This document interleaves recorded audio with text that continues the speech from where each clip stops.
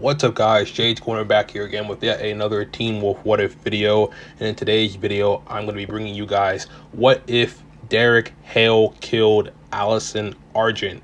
Now, this is going to be the follow-up to what if Styles Stilinski got the bite. And this takes place in the same timeline as what if Scott McCall killed Peter Hale at the end of season 1. So if you guys have been enjoying these what if videos, make sure you guys subscribe to the channel. And when you do, turn on post notifications so that you never miss a future upload from me as we continue to approach the goal of reaching 4,000 subscribers.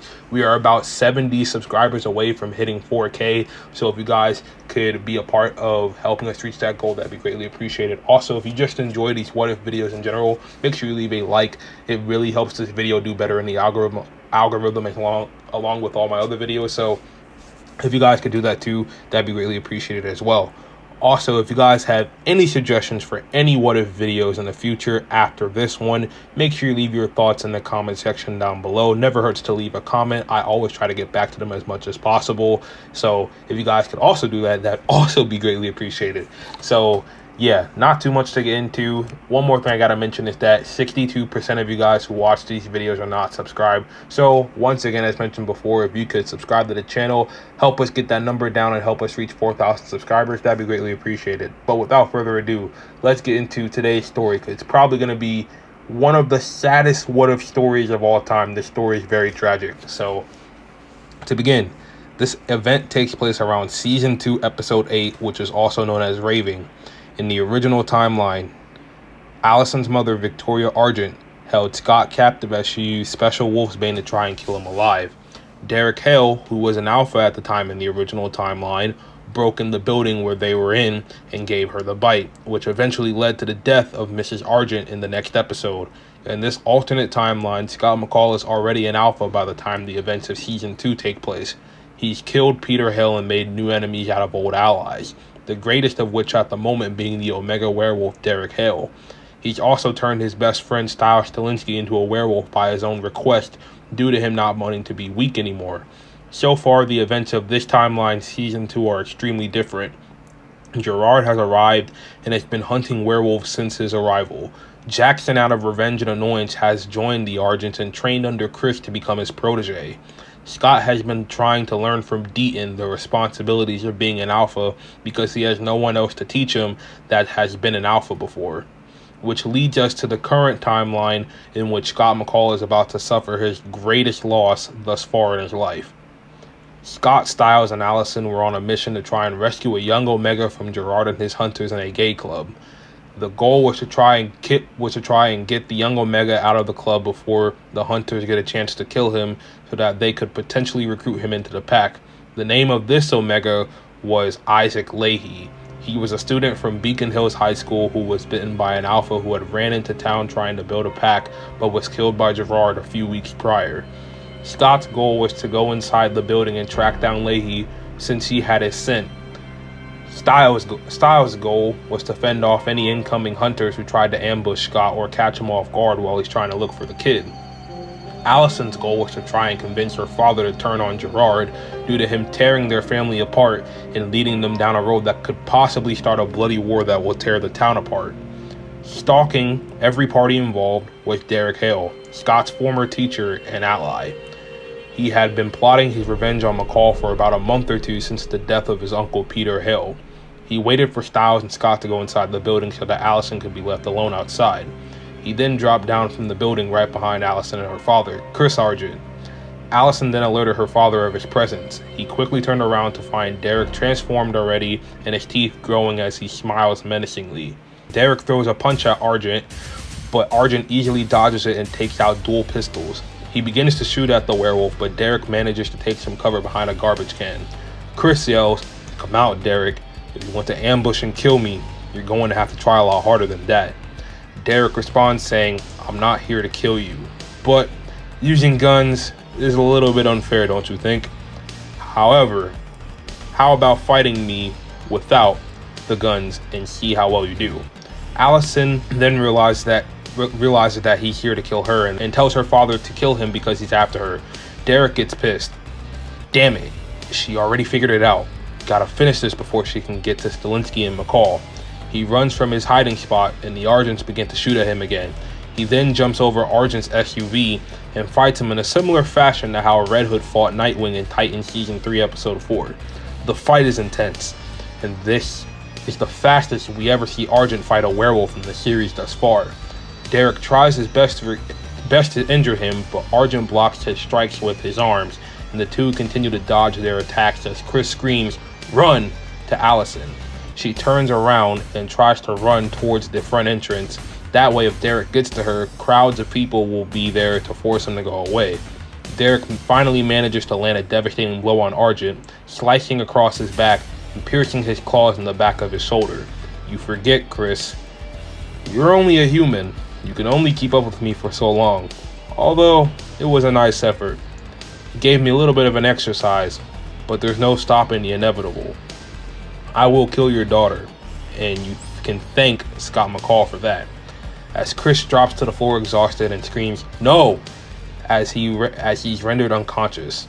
Meanwhile, Allison, almost to the front entrance, is stopped by Derek, who appears in front of her as she turned around to check on her father. She tries to defend herself by taking out her crossbow and immediately firing off a shot, only for Derek to catch it right before it pierces his eye. He then breaks the arrow in half and begins to walk towards Allison, and she starts to panic and walks backwards away from him. She takes out a pair of dual knives and strikes at Derek to no avail as he grabs both of her arms and starts to squeeze them to the point of her dropping the weapons. He then pushes her to the ground and she crawls back as she has no more weapons to fight him with. She manages to get up and start running away as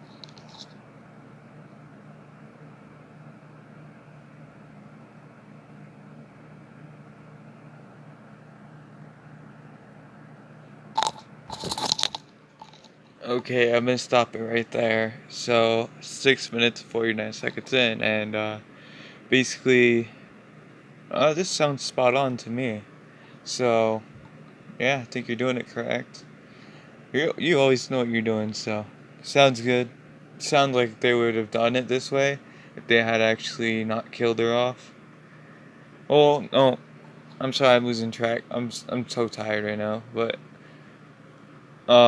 basically, them losing, them killing her off, they had killed her off with Derek. Sorry, I went off track, but now I got it. Okay, so that happened. I think all this would have actually happened, so yeah.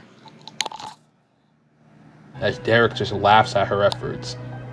He then appears behind her, grabbing her by the neck and choking her, pinning her against the side of the building.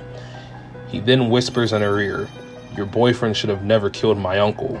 It's unfortunate that I have to do this, as you seem like somewhat of a decent human being, but I need to break him as revenge for taking the power that should have been passed down to me. I need him to lose his heart." He pierces his hand through Allison's back and she lets out an extremely painful scream, so loud that Scott can hear from inside the building. Styles is fighting off some hunters and Scott tells him to finish them off and find Isaac as Allison's in trouble.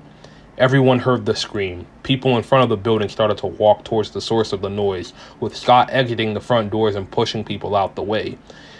He could smell the blood as he followed the scent, and it led him right towards a dying Allison. He screamed, "Allison!" as she was lying on the ground, coughing up blood, still barely alive. He rushed to her side and tried to take her pain, but it wasn't enough. She said her final words, "Scott, I love you. I love you so much, but it wasn't supposed to be like this. I don't want to die. I'm too young to die. It isn't fair. Derek did this to," and just like that, Allison dies in Scott's arms, with him breaking down while holding her dead body. Chris finally wakes up from being unconscious to see his daughter's body being held by Scott. "No, no, no, no, no, no, no, no, no, no, no, no, no," he says to himself as he sees Scott stand up and run off to go find Derek. Derek wasn't too far away as he ran deep into Beacon Hills Preserve. Scott, however, extremely pissed off and full of rage and anger, found him quickly due to Allison's blood still being on his hand.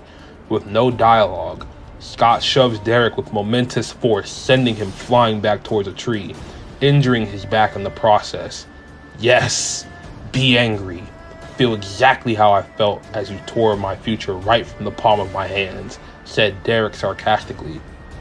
Scott walked over to him, piercing his back with both hands and picking him up, while proceeding to slam his body down on his knees, breaking his ribcage. Hale, in pain, screams as he's thrown to the side like trash, coughing up blood. Now, he still continues to talk down on Scott. McCall then walks over and gets down and claws his eyes out.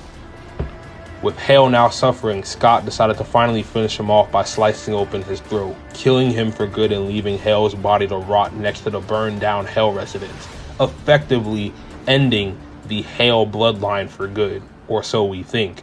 Scott roared into the night, emotionally and saddened by the loss of the person he loved the most in this world. The night was not a triumph. It was and will be remembered as Scott McCall's greatest failure. How he will bounce back from this, you will have to see. But for now, it looks as though everyone is in shambles due to the death of Allison Argent. So that is essentially today's What If. If I stuttered a few times, I apologize. But overall, hopefully you guys enjoyed the story. It took a little bit of thinking to get this story to work and to make it really emotional. I know my voice acting isn't the best. I'll try to work on that in the future to try and get like certain emotions to really be felt. But anyway, hopefully you guys enjoyed that once again. Make sure you leave a like if you enjoyed this What If story. Part 4 will probably come out next week.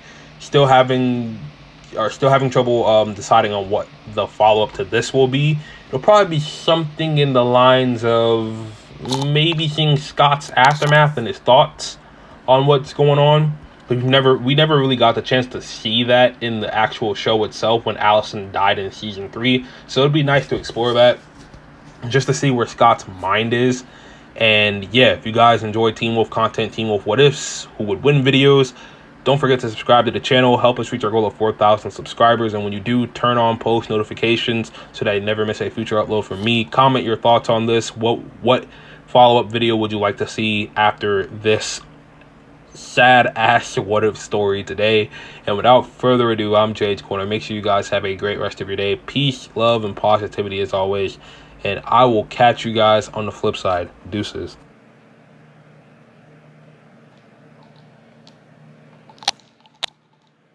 Alright, so as you have seen there, that was pretty spot on, and yeah, pretty sick video. I loved it, man. Yeah, just keep that up.